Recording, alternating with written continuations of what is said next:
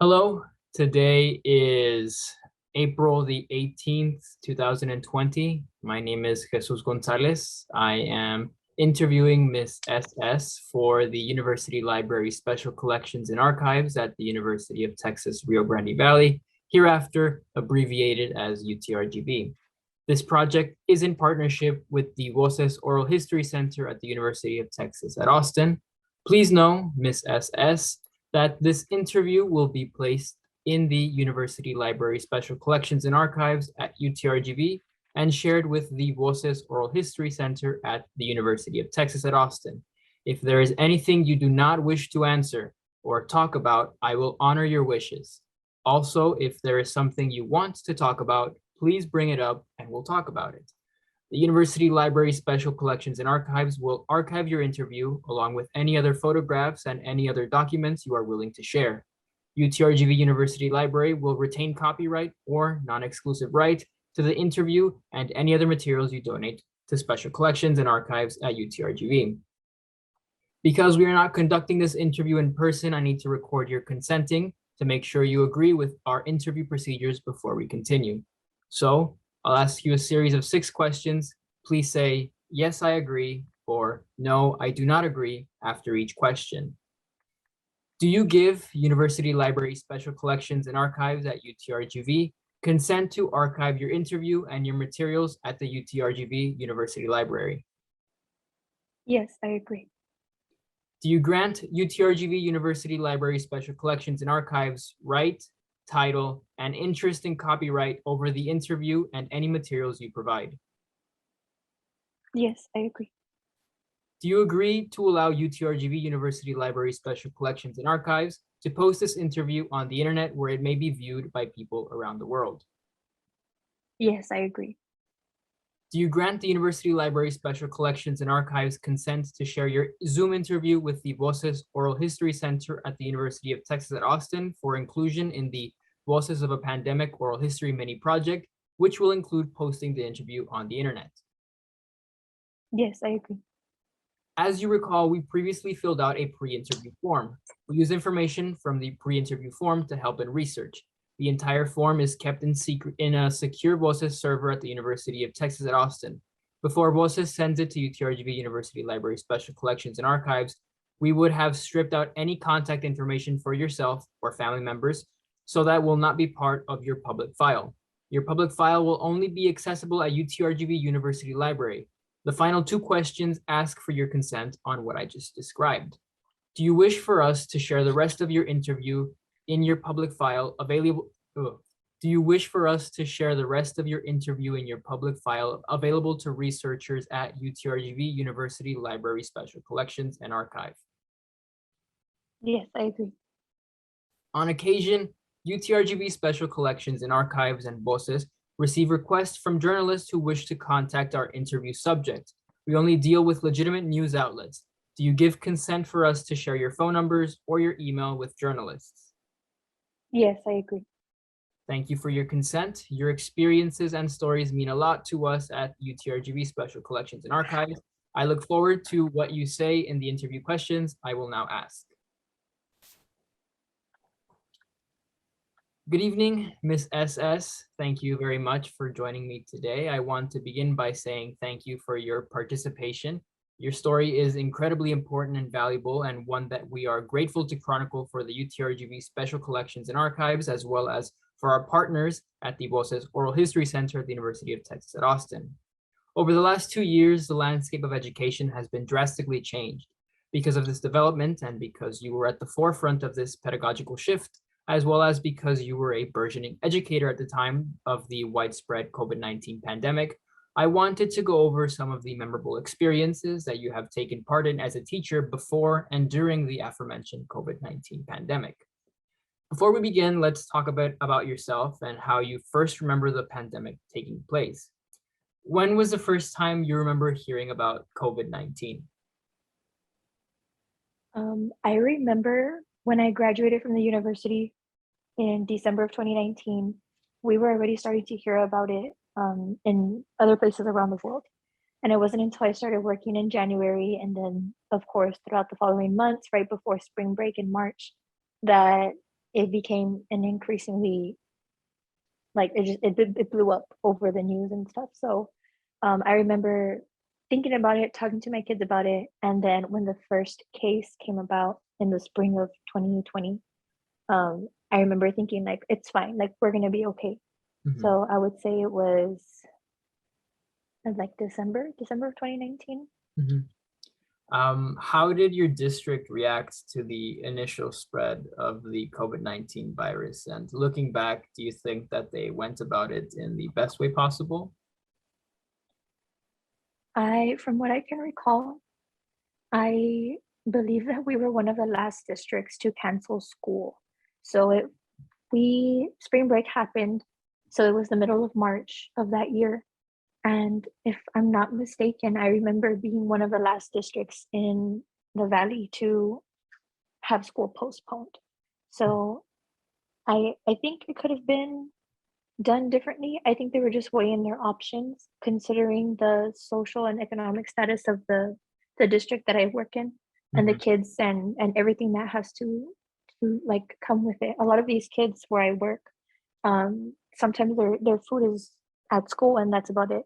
So I think that's probably the only reason why it was postponed so late. I see. Yeah, Was it difficult leading those students through such an uncertain and unpredictable time?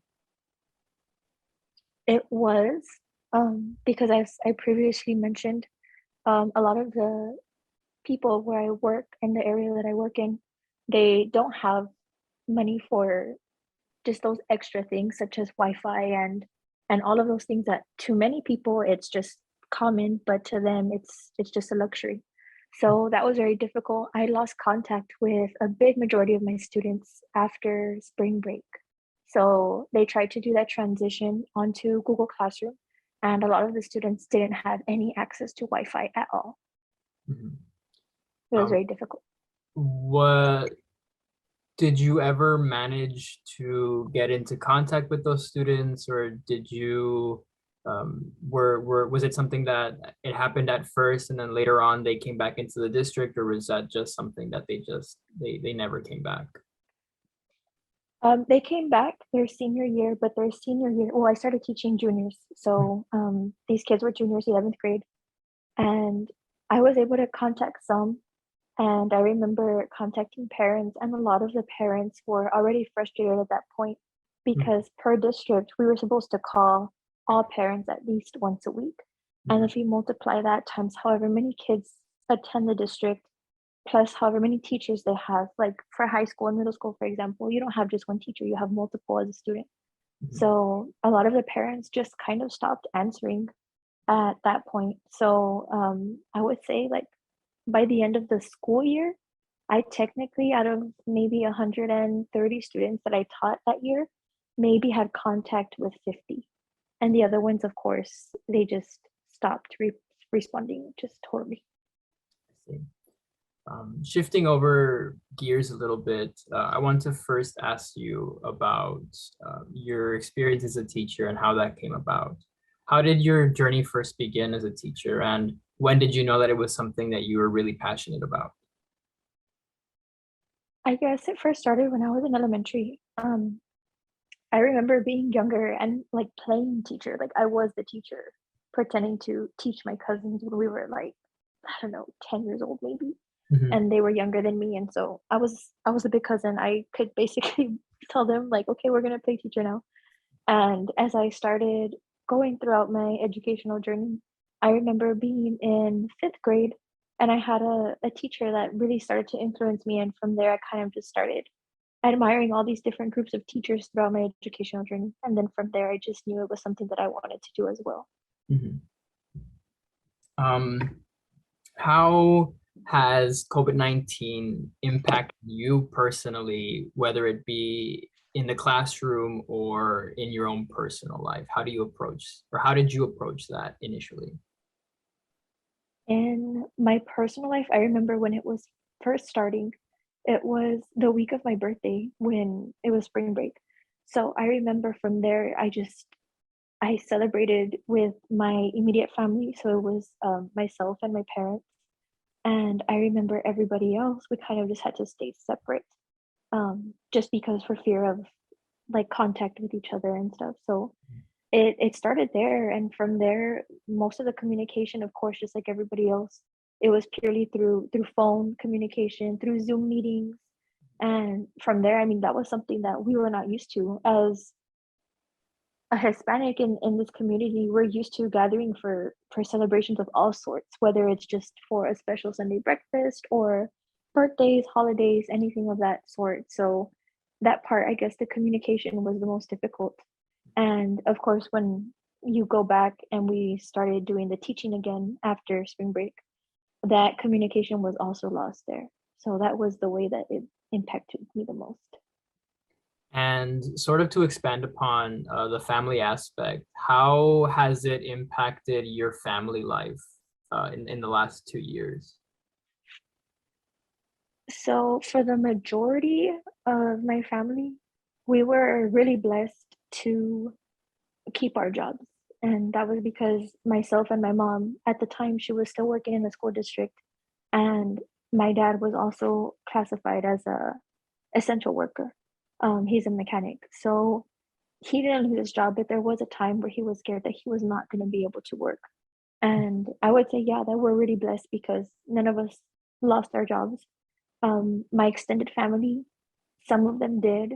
They couldn't go to work, of course, because of the contamination, and like everyone was just scared. So a lot of places started shutting down. And other than that, I know of friends that lost loved ones, but my family, we, thankfully didn't lose anybody during this pandemic. So Absolutely, that's good to hear. And how is going out into the world during COVID-19 different from pre-COVID? Because I know when I was first initiated into COVID and I didn't know what everything was like, I remember going to HEB and seeing everyone just freaking out and not knowing what to do, and that sort of trickled down into everything of we can't go out anymore. So how was that different then compared to now? back then, when it first started, it was really scary. I remember we had already stocked up on groceries before everybody started going crazy in the stores and Mhm. the lines became extremely long and then the food shortages happened. So we were okay at the beginning. I remember the first time that I went into the store after everything had happened and seeing the shelves bare, like completely bare. And I remember, I think it was bread that I had to go in for. And it was a really terrible experience. I remember getting back in the car and I started crying because I thought about how families who are less fortunate than myself, who have children, who have babies, who have just little ones, that, I mean, how do you explain that to your kid that there's no food?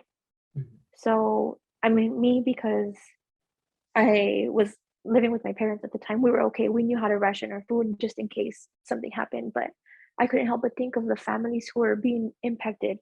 And then again, because of the community that we live in, and I know it happens everywhere, but a lot of the families that are here reside with multiple families, either because they're recent immigrants or there's just not enough funds. So if you're trying to feed a family where it's technically two families of maybe 12 or 15, how do you explain that to little kids? So I remember that was just like a really terrible experience for me. I was really sad. And then now it's a lot easier. I still wear my mask in public and whenever I'm around people who might be immunocompromised. But I know that it was definitely a scary experience when it first started, especially the grocery stores. Yeah, it was definitely scary, and even now looking back, it's still something that is traumatic and still freaks me out, especially with how little information was going on at the time of Oh that. yeah, of course.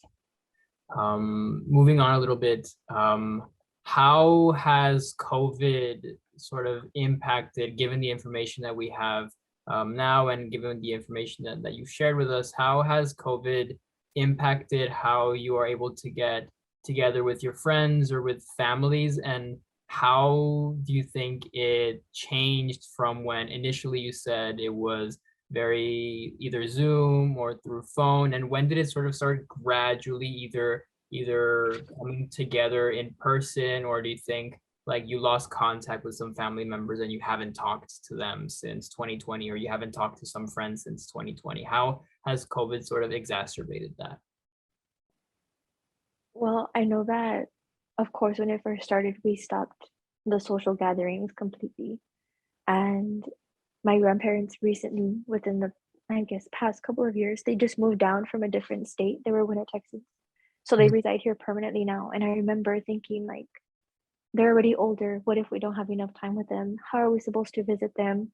And how do we do that safely so that we're not impacting them with, like, I of course didn't want to give my grandparents COVID. I know if I did, if it was me that transmitted it to them, I would have felt awful.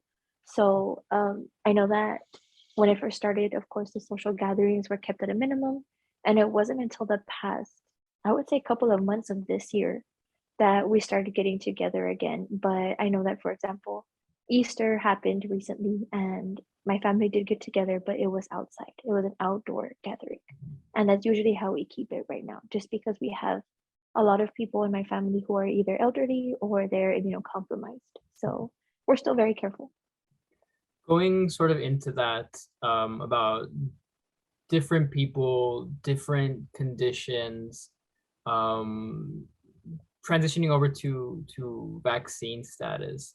Um, did you ever get vaccinated? Did the people around you get vaccinated? Yes, I'm vaccinated. I don't have my booster. I do need my booster. My mom and my dad are vaccinated, and so is my sister. So that would be my immediate family. There was some hesitation, I think, on my extended family's end. I know that my one of my aunts was very hesitant, and it wasn't until recently that she got vaccinated. But upon speaking to her, I would say it was maybe in January or February, she was still not wanting to vaccinate her kids. So I know that there's some members of my family who are against it, but most of the adults, I would say 100% of the adults right now are vaccinated. And what was that experience like first with the vaccine? Because, the government first let us know that it was going to be years before a vaccine was available. And then within a couple months, it was available. And there was a lot of hesitancy about that. What was just your overall experience or your initial impressions with vaccines? Or was that a conversation that you had with your family, given all of the misinformation that was sort of going on in the internet, and sort of correcting, or maybe just talking through them about what they might see, how that would contribute to their opinions on the vaccine? Was that ever a conversation that you had? And if it was, what was that like? Yes, it was a lot of conversations that I had with a lot of people. And I know that my job as an educator, of course, is to educate people. And I Mhm. took it upon myself to look for credible sources because, like I mentioned before, I do have family members who refused to get vaccinated for a long time. And that was because of misinformation that was being spread on Facebook. So that's like where they were getting their information from. So I knew that it was my duty, of course, as a teacher to be like, you know what, I'm going to go ahead and look for credible sources. This is part of my job anyways. I'm going to do it and I'm going to tell everybody what I can know and what I can do. Absolutely. So when it first started, that information started coming out. Of course, I was reading all these sources, and I was hesitant at first too. I'm not gonna lie, and of course, I went with my gut. I decided to just continue to trust science because I've always trusted science and trust in my medical professionals, of course. And from there, I decided that yes, I was going to get vaccinated because if it was going to be up to me to keep other people safe by getting the vaccine, I knew it was something that I was going to do without hesitation after Absolutely. that point. And sort of, how has like that vaccine hesitancy within the community, how has it impacted your relationship with your school or with your community? With my community, I know a lot of people were scared at first, but then when the vaccine first started coming out, I remember that it was not just anybody that can get vaccinated. There were certain groups of people that were able to get vaccinated first.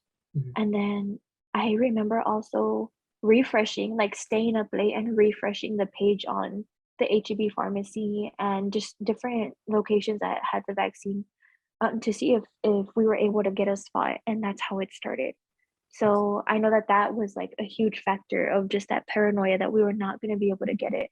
And then after that, our communities started hosting vaccine clinics at the schools and at different pharmacies. So I thought that was really great. And a lot of people where I work, of course, have started to get vaccinated because of those clinics. That's actually how I got vaccinated. It was at my campus.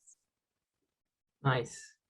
And so moving on to more teacher-centered questions. You said that you graduated in the fall of 2019, a couple months before the global pandemic spread. How hard was it for you to unlearn and then relearn new pedagogical approaches in such a short time span? It was difficult, especially because the semester before I started, of course, teaching in that January. I was doing my student teaching with the university here, UTRGV. Mhm.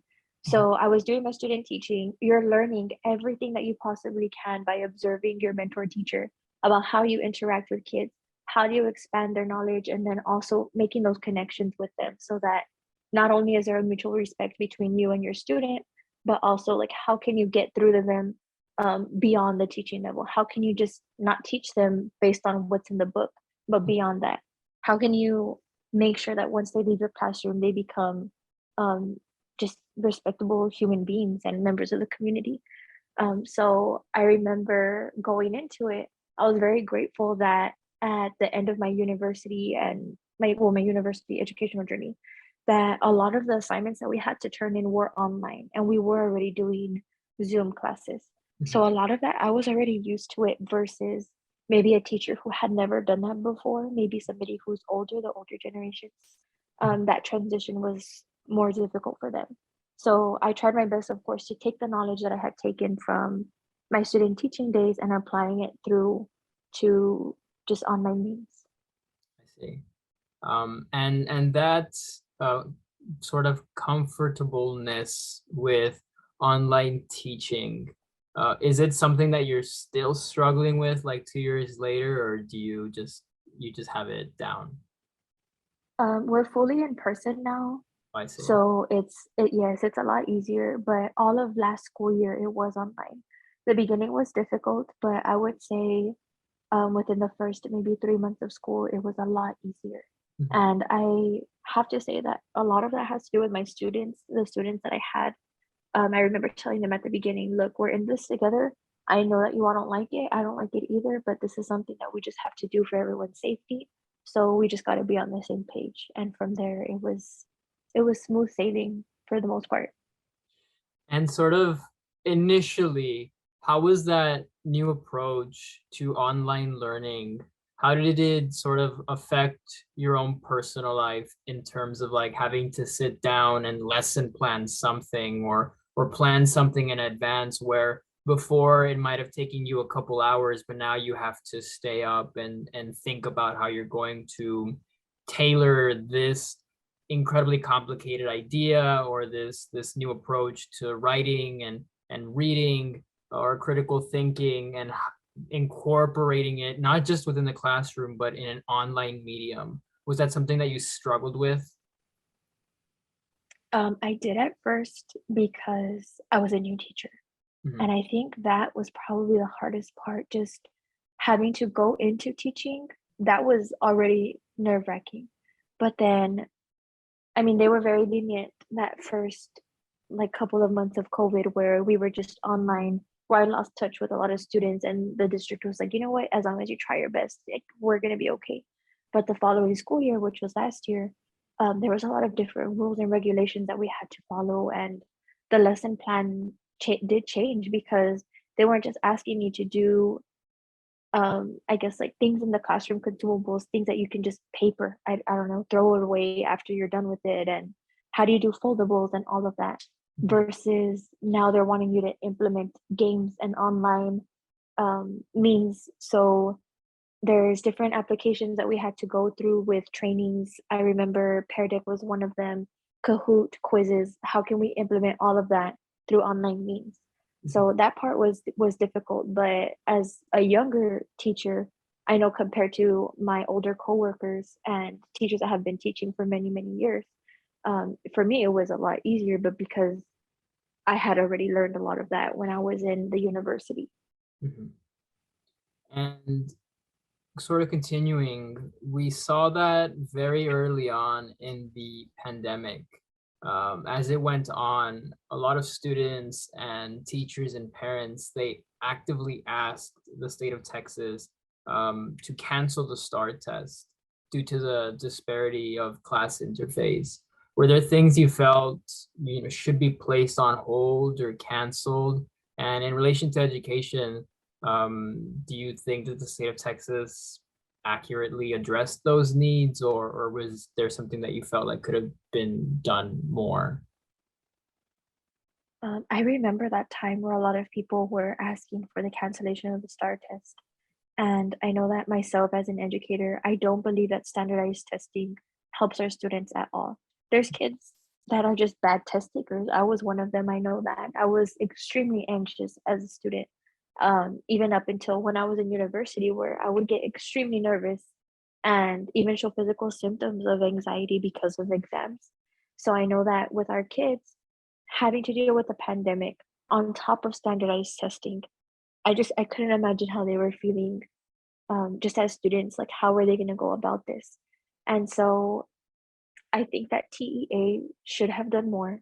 I know that we were advised that, you have to take your STAR test by the time you graduate anyway. So I told my students, "Look, either you come in and you take it while the knowledge is fresh in your brain, or you just take it the following year, and you're gonna have to take it anyways, but you're gonna be learning completely different things in your English 3 class." So I know that they were upset about it. I had to speak to a lot of parents and tell them that it was gonna be for their child's benefit. And a lot of my kids did come in and take the exam.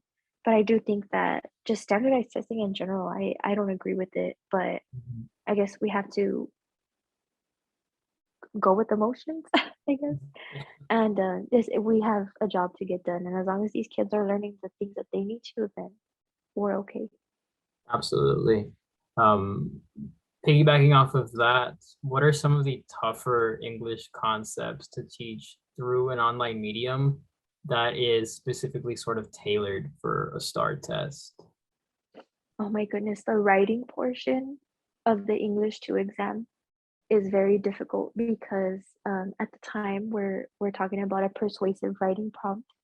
Um, Persuasion is just something that a lot of these kids are not familiar with because when they were freshmen, and at this time I'm already teaching sophomores. So Mhm. when they're freshmen, they have to do expository writing for the freshman exam. And we have to try to kick those habits from what they learned when they were freshmen now into writing as a sophomore. And it's basically preparing them for college at that point.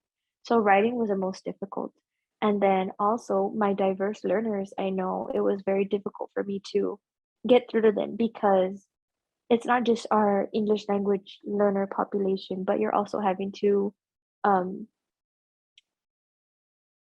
like I guess teach through to your students who are 504s, your students who have special accommodations. How do you group them separately through online means? It's very difficult. And after that, I mean, if you put them in a breakout room, you're singling them out versus grouping them separately in the classroom where it's not as obvious maybe that they're getting that extra help. So that part was very difficult getting through to my diverse learners. I know that they had a difficult time and I tried my best, of course, just like all teachers did, but that was, I think, the most difficult part, along with the writing process. In speaking about English as a subject, since you are an English teacher, um, we've talked about writing. How about the literature or the reading aspect? I know that in the past, a lot of teachers have had a really hard time getting students to be interested in Shakespeare or in Hemingway or any of the classics. Do you feel like now with the pandemic and online learning, do you think there was an even harder um, a harder way, or was it harder to get these students to be able to read these classics or to read some of that material? And if it changed sort of before the pandemic, did it change, or was it more or less the same getting them into the classics? It was difficult, I would say, probably the same amount of difficulty, but I know that we had a new textbook adoption that year. Mhm. So for our curriculum, I know that we did have to read The Metamorphosis by Franz Kafka. And all I could think of, how am I supposed to get these kids interested in is something that holds a deeper meaning. So a lot of it has to do with maybe accommodating to their needs after you've gotten to learn these kids Mhm. and how they learn, what is the easiest way for them to learn. I know that when we were at the university, when it was my senior year, we would talk a lot about how kids learn and how you learn. What is the best way that you learn? Are you a visual learner? Do you prefer manipulatives that you can hold in your hand? Do you prefer videos? Do you prefer reading? So all of that was something that I was able to implement through online means. And a lot of it was just building background knowledge, because you cannot just give a student a piece of literature from the 1800s, 1900s, and expect them to know how to read it. So building that background knowledge, showing YouTube videos, just teaching them the background of these authors as well and what inspired them to write really helped. Absolutely.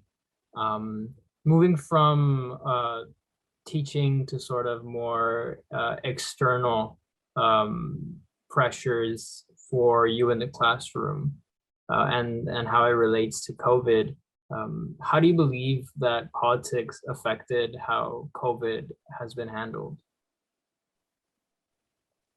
At the time, we had a different president, so I know that Donald Trump was in office. And of course, at the time, there was a lot of hesitancy when it came to wearing masks in public. And I believe that's where a lot of um, the misinformation as well that was being spread about wearing masks, that was very difficult. So when you have different groups of people that are opposing views, of course, and you have a leader who's not wanting to share proper information, Mhm. um, that trickles down into the communities and the people who support different political parties. So, because these kids are very vocal and they'll tell you what is silly to them and what they believe is accurate.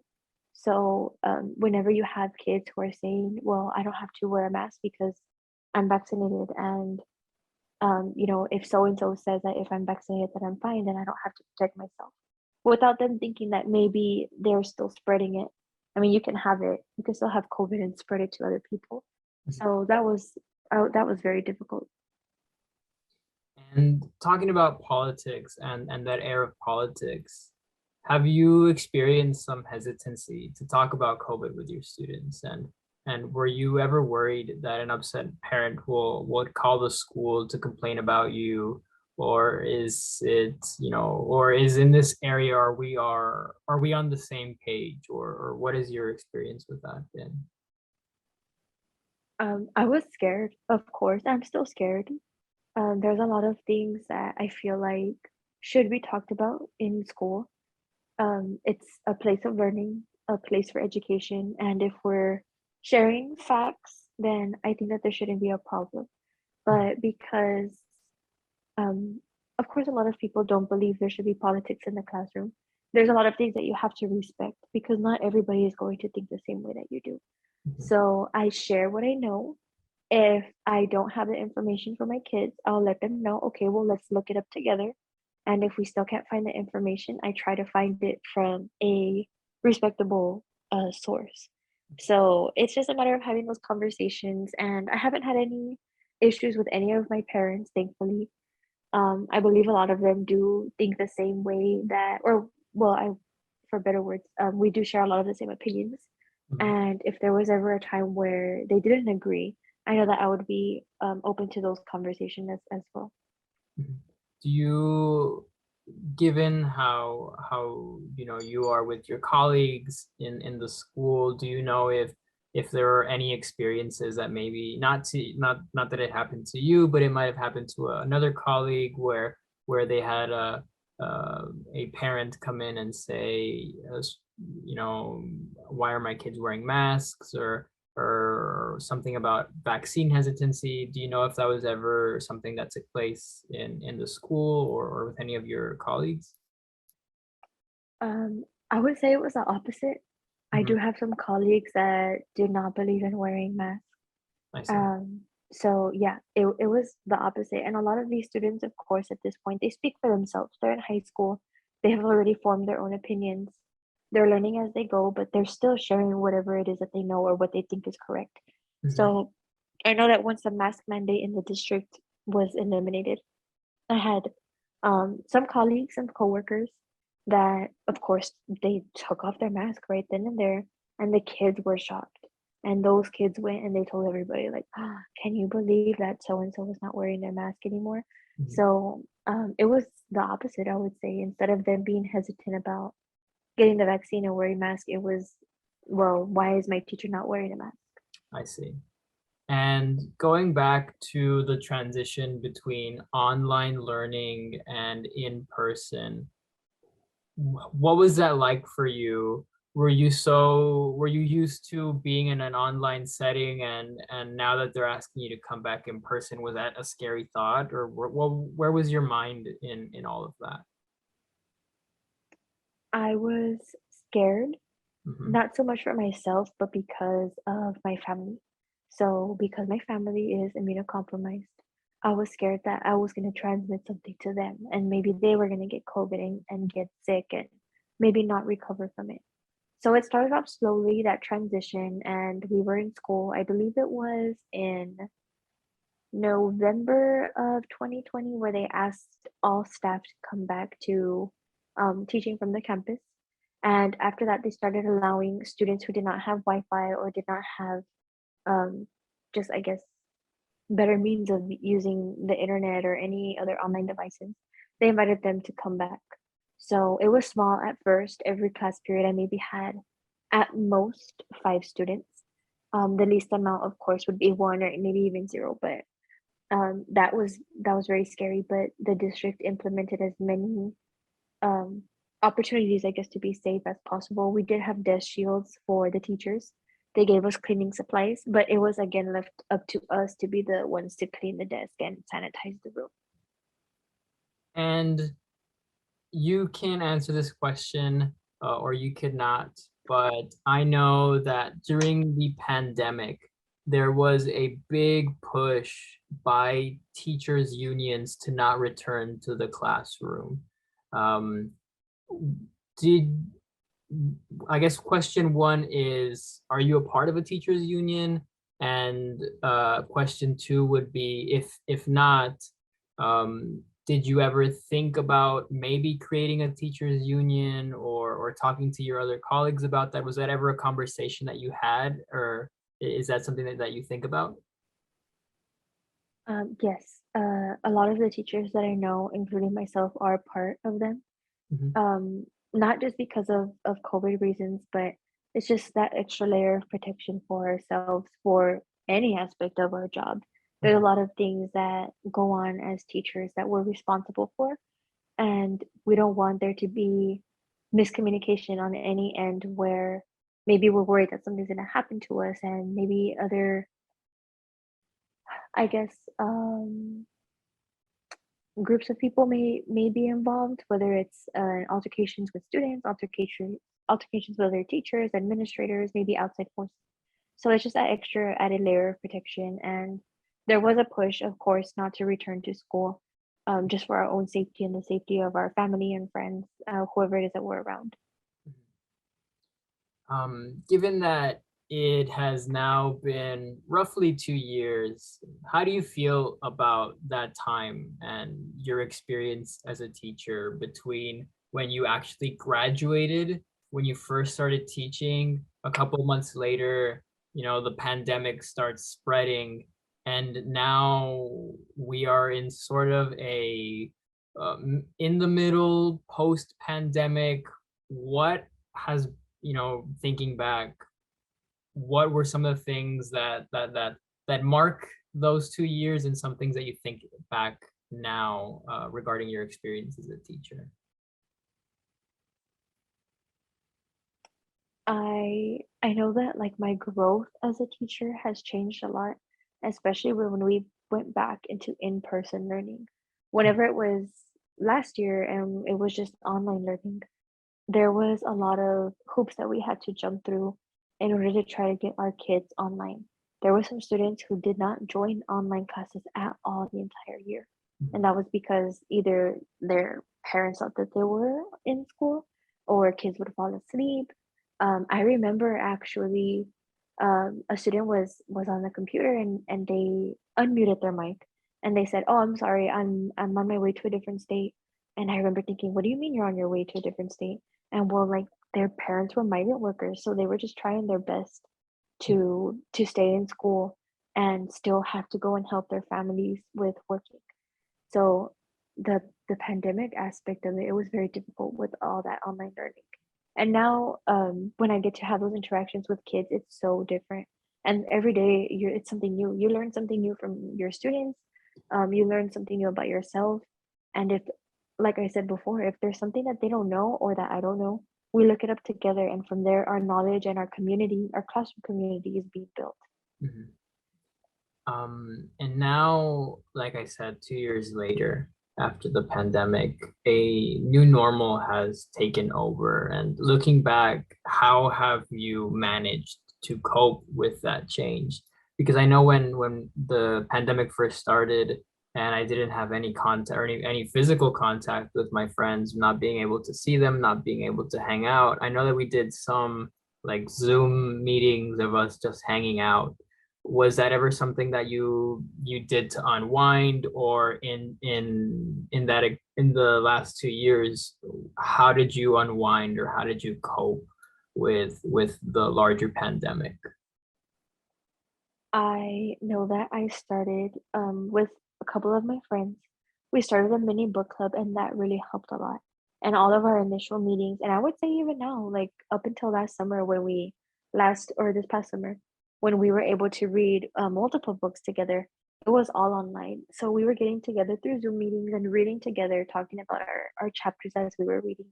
And that was a super lovely experience. And it's something that I'm going to hold near and dear to my heart for the rest of my life. So that was one thing that I did. Um, Talking on the phone with people was also a big one, and communicating with my sister, that helped a lot. We didn't see each other a lot, but because, of course, we're all scared. So, talking on the phone, communicating through texting, sending each other videos, that also helped a lot. Things that would make us laugh. And ultimately, I would say, like going back to my little mini book club, they were the ones that really helped push me through. And also, I would like to say that when last school year started, so it was what, the 2021 Mhm. school year, 2020, 2021 school year, I did start seeing a licensed professional counselor and being able to talk about the things that were going on in the world. That really helped. And Mhm. that was, of course, paid through with my school insurance, Mhm. through work. And I know that that was something that was being offered to, I would say, all school districts. And it was a discounted price, and it was through online sessions as well. So that really, really helped. And just being able to talk about those things that maybe we don't feel comfortable talking about with loved ones. And ultimately, that was also a really big help. Mhm. That's good to hear. So moving along a little bit, going back to teaching and your pedagogy, is that something that you're still working on, or is that something that you don't really think about? I know my friends who are teachers, they'll say that they can come up with like a lesson plan on the fly, or they can come up with what's going to happen in the day, just given objectives. Is that something that you have to sit down and meticulously plan out, or in the last 2 years, given how hectic everything was and having to think on your toes, is it something that's just second nature to you? It's not. And I applaud your friends for being able to do that. But I'm very much a meticulous planner. Mhm. And there have been times where, given I don't know, maybe it was like just time restraints where I'm starting something new and I don't have maybe activities planned for the kids to keep them engaged. And I remember just thinking like excuse me, I cannot do this anymore. I need to prep. I'm definitely a prepper. So because I taught the same curriculum that I did last year and I'm doing it again this year, it's a lot easier. I just have to build on the resources that I already have. But Got as a teacher, um, you do have to think on the fly, whether it's because kids ask you questions that I mean, you're human, you still don't know everything. I'm Mhm. not, I'm an expert at my craft as far as like from when I graduated up until now, but Mhm. I'm not perfect and there's a lot of things that I can still learn. So I learn something new every day with these kids and the prepping part, I prep less now because online learning, there was a lot of different things that we had to do, whether it was through online applications such as Google Docs, Google Slides. All of that was something that we had to implement versus now where I can just make printed copies for my students and they can use paper-based items instead. That sounds so, great that you're able to build off of that and have sort of a reference to a jumping off point for this school year, something that makes it less stressful. And after those 2 years, these last 2 years, I'm sorry, do you see the students being more comfortable in the classroom environments? Do you see them as like really grateful to be back in class given the last 2 years, or is it more of the same from what it was before? We have a lot of conversations in class just to help build that classroom community where I have asked them, like, how do you feel with learning now versus back then? What are things that you feel like I need to do as a teacher to help you learn better? Just so that we were able to fill those gaps that they, of course, everybody had to deal with that, but to fill those gaps that were created last year. Mhm. And a lot of the students, of course, are very vocal and they say, if we ever do online learning again, miss, I'm not gonna make it. Like, I won't do it. But because they know that they didn't learn, they're very, very, very straightforward. Mhm. And a lot of these students that I had that were freshmen last year, they came into my classroom and they didn't learn. They tell me straight out that it was very difficult for them. I Mhm. have maybe from the 115 that I teach now, maybe like 75 of them that say that they would do some of the work and the other kids would not. It was very difficult for them. So a Mhm. lot of them are repeating classes and they're taking freshman and sophomore classes because it was so hard. And now, thankfully, they're able to ask those questions in person and vocalize, you know what, miss, this is what I'm struggling with. Can you please help me? Mhm. So it's a lot easier now, and I'm glad that they're more comfortable. Absolutely. What are some things that the wider population who are not in education may not have noticed about the pandemic, or any things that might not have been widely spoken about that you would like to talk about? I think that essential workers, of course, they were,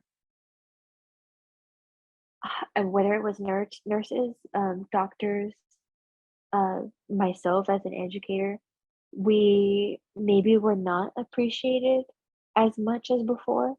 And it wasn't until parents and guardians and siblings became responsible for the learning of these school age children that they're the ones that had to log in for their pre-K and keep their kids on track throughout school.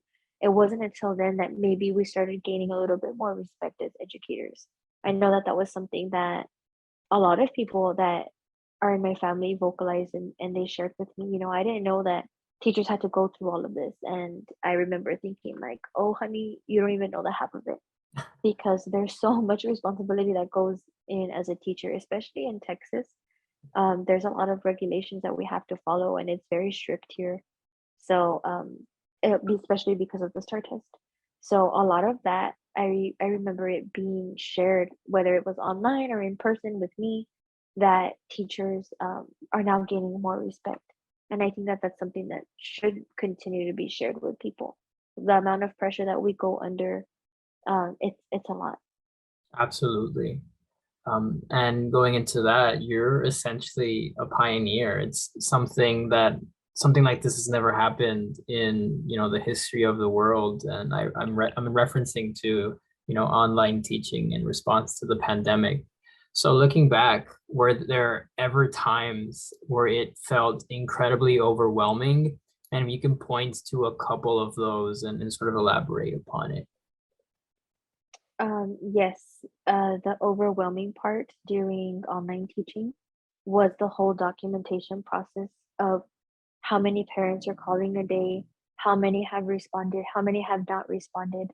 Um, the data aspect of it, how many kids are showing growth in their learning, and based on different means, exams, journal entries, anything that they're turning in, are they improving? Are they not improving?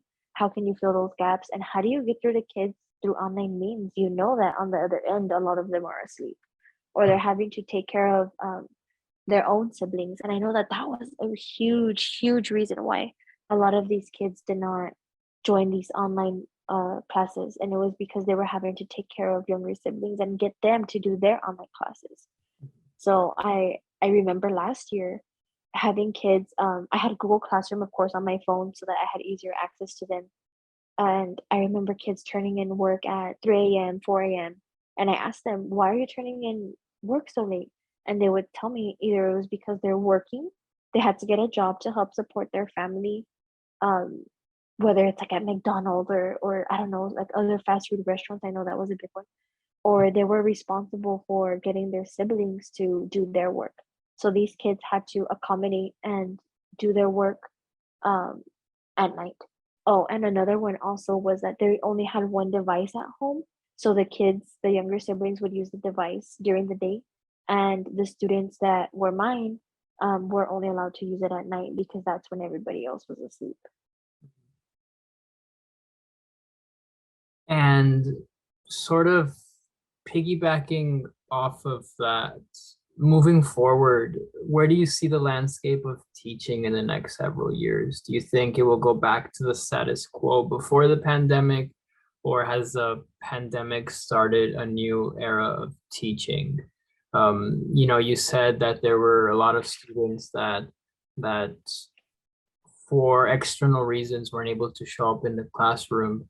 Um, do you think that now that in this sort of quote unquote post-pandemic world, that their needs have been addressed and met with in school learning, and how has sort of the innovation of online classroom maybe changed the landscape of education moving forward? I think it's changed for sure and drastically. There's a lot of trainings, and I know that other teachers in different school districts all across Texas and the nation can attest, right? All these different trainings that we had to go through to help keep students engaged in online learning. And I think that a lot of teachers are going to continue to implement that, including myself. So that has been really helpful. I don't think we're ever going to go back 100% to normal. I can't really say, I guess, like based on my own experiences, because I only taught for a short time before the pandemic. But I know that the teachers that I work with who are more experienced and veteran teachers, they have shared that a lot of it has changed for them as well. So I'm looking forward to what the years have to come because I don't plan on leaving education anytime soon. I know that we can just continue to grow and evolve, and these kids hopefully will continue to learn and apply their knowledge to their following years in school and just continue hopefully going to college after they graduated high school and applying what they know and what they've learned through these experiences, not just in the classroom but through the social and emotional aspect, and use that to help become better people, better humans. If you could go back to your 2020 self, the beginning of the year before the widespread pandemic, what would you tell yourself in regards to where you are now with your career and education? I would tell myself to continue to be patient and that the weight of the world is not on my shoulders, that I can just continue to do my best to reach as many people and young minds that I can. And if I can't reach everybody, then that's okay because I did put a lot of pressure on myself in the beginning to try to develop um, these relationships with kids where I I would tell myself, how can I get through to this particular student who is not answering me or who's maybe having difficulty? And I would just tell myself there's some things that you just can't change. That you just can't change everybody. So Mhm. just to be a little bit less harder on myself and just to continue to be patient. Perfect. And so we're already kind of winding down towards the end of this interview, and you are a human being, you are an individual before you are your job, right? So what are some things that you do to keep a sense of normalcy in the face of uncertainty, being the pandemic? Did you go out to eat? Did you go out to, movie theaters? How do you cope with the weight of the pandemic? I haven't been to a movie theater in so long, and it's something that I used to do once a week. I would go out with, whether it was my parents or my friends, and we would go watch a movie, whatever the new releases were. And it's something that I don't even remember what the last movie I saw in theaters was. But because that has changed that landscape, just I mean, movie theaters, they even say that it's like a dying industry because video streaming has become so popular. You can watch new releases from the comfort of your own home. Like, who wouldn't want that? Yeah, But I think for myself, taking the time to really reflect on my day and reading before I go to bed, reading with my friends books that have come out that are either new releases or something that we've been interested in, that has really helped to keep me sane. And just talking to my family and um just having that open communication has really, really helped. I think that's probably what helped me the most. So communicating and books would be my final answer. perfect. And lastly, is there anything else that you would like to share with me about your experiences with COVID-19 that I have not asked about? No, not that I can think of. I think we've pretty much covered how I feel about it. Awesome. Well, thank you so much for this interview. Thank you so much for your insight. This was an incredible conversation, an important conversation to have, and one that we should keep on having in the future. And I want to take this time to say thank you once more for your participation. Thank you very, very much. Thank you so much. Yes, thank you. Thank you for asking.